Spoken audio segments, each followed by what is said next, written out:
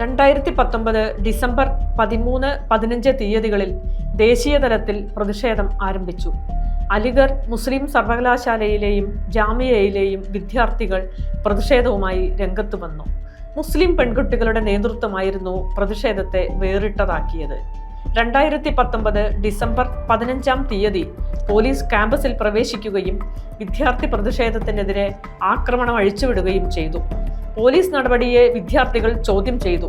തങ്ങളുടെ സഹപാഠിയെ മർദ്ദിക്കാനുള്ള നീക്കത്തെ തടയുന്ന ഐഷ റന്ന, ലതീത ഫർസാന എന്നീ മുസ്ലിം വിദ്യാർത്ഥിനികളുടെ ഫോട്ടോ CAA സമരത്തിന്റെ മുഖമായി. മുസ്ലിം വിദ്യാർത്ഥി സംഘടനകളുടെ നേതൃത്വമായിരുന്നു എടുത്തു പറയേണ്ടത്. UP, ബംഗാൾ, കേരളം, മഹാരാഷ്ട്ര, കർണാടക തുടങ്ങിയ സംസ്ഥാനങ്ങളിലേക്കും പ്രതിഷേധം വ്യാപിച്ചു. UPയിലെ പ്രതിഷേധത്തെ സർക്കാർ തോക്കുകൊണ്ട് നേരിട്ടു. പലരും കൊല്ലപ്പെട്ടു. 2019 ഡിസംബർ അവസാനം ഷഹീൻബാഗിൽ സ്ത്രീകളുടെ നേതൃത്വത്തിൽ പ്രതിഷേധ ധർണ ആരംഭിച്ചു. താമസിയാതെ ഷഹീൻബാഗ് CAA വിരുദ്ധ സമരത്തിന്റെ കേന്ദ്രമായി മാറി.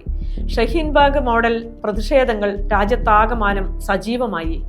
2020 ജനുവരിയിലും പ്രതിഷേധം അലയടിച്ചെങ്കിലും രാജ്യം സംഘർഷത്തിലേക്ക് നീങ്ങിയെങ്കിലും നിയമം മരവിപ്പിക്കാൻ സുപ്രീം കോടതി വിസമ്മതിച്ചു.